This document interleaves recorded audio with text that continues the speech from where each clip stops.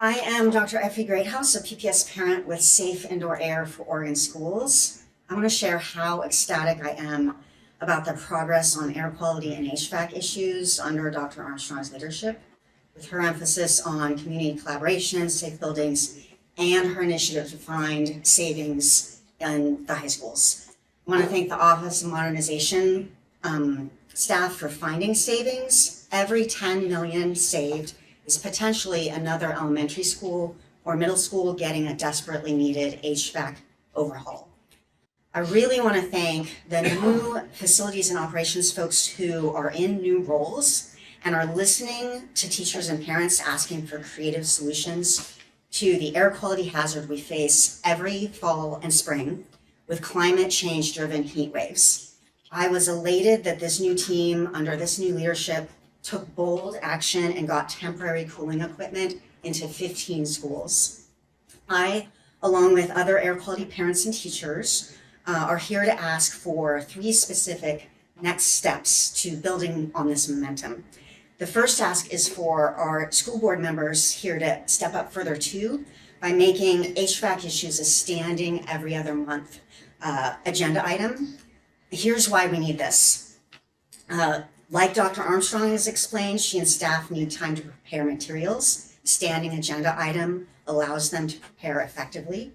And every other month, focus on HVAC issues would also further Dr. Armstrong's priority to collaborate on solutions to one of the biggest reasons our teachers went on a courageous and historic strike. This is the venue where we can best bring the district's ventilation team, board members, modernization staff, leadership, parents, and educators together to work in partnership to find the best solutions. Hillary Brown.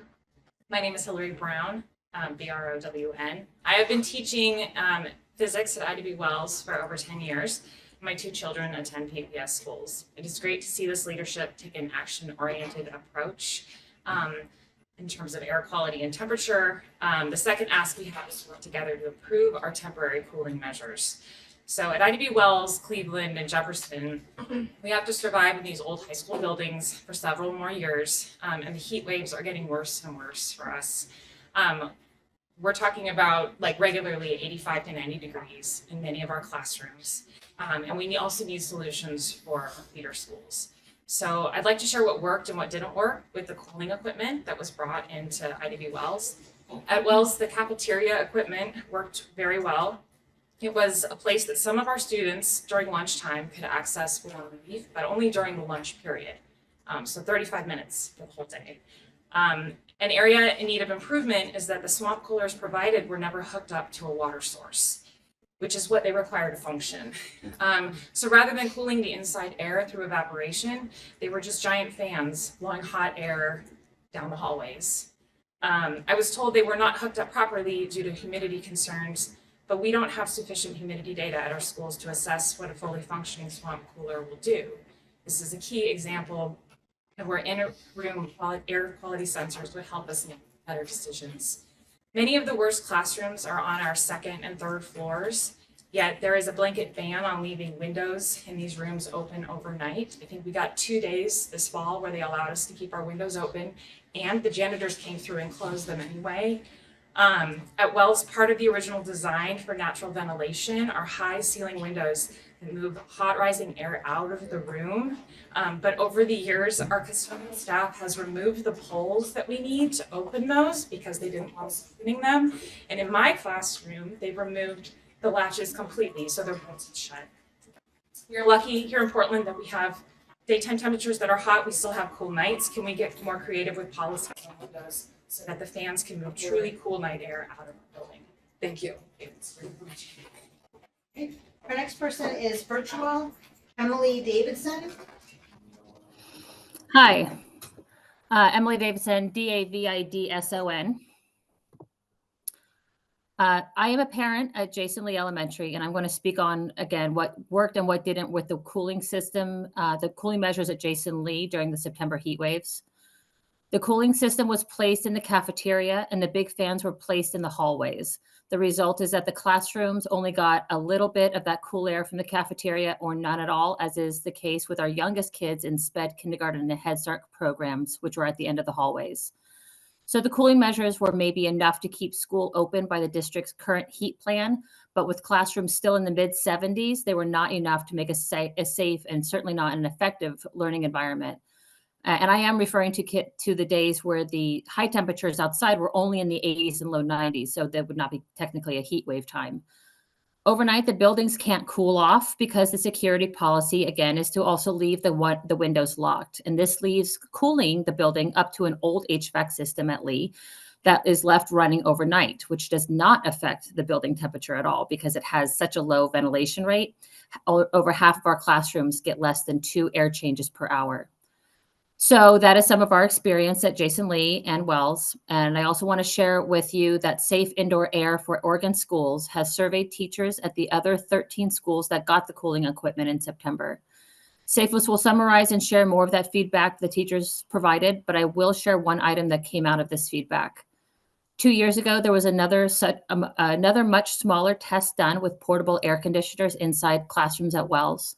The specific types of units that were chosen by the district actually emitted heat while it was cooling the classroom, canceling each other out, and they were also obstructive to students. The conclusion the district made from that test was that portable air conditioners are not effective or workable. However, teacher feedback in this survey suggests that setting up different kinds of portable ACs in different ways than was done in Wells can be effective in improving temperatures in PPS classrooms. Thank you very much. Thank you. My name is Katie Price. Hi, thanks. My name's Katie Price, and that's Price. I'm here representing a school that did not get the temporary cooling equipment. I'm a parent at Odyssey K-8, where my daughter and her classmates spent those already overwhelming first days of kindergarten, overheating and exhausted amidst the heat wave. The 15 schools chosen included schools that regularly get into the 90s during heat waves, so we're glad that a modest trial like this included those hottest schools, because 90 degrees is extremely dangerous to the school staff and students. But mid to high 80s for days on end at the rest of our schools lacking modern HVAC is also dangerous and makes it nearly impossible for our students to learn. So I will wrap up our second ask. Let's also build on these new measures by including more schools in trials of new approaches to mitigating heat. And I will also make our third ask. The new bond webpage on the PPS website is another great example of this leadership's new commitment to better communication. I think the page is well organized, inviting, and makes navigating to most modernization topics much easier. But it's also an example where this HVAC issue that our teachers went on strike over is still getting ignored. Why is there no navigation button on there for HVAC? There's a button for roofs, seismic, lead paint, and lots of other topics, but there's no button for HVAC. And if you do manage to dig around and find the HVAC mechanical page, there's actually very little actual content on that page, and the updates are still a year out of date.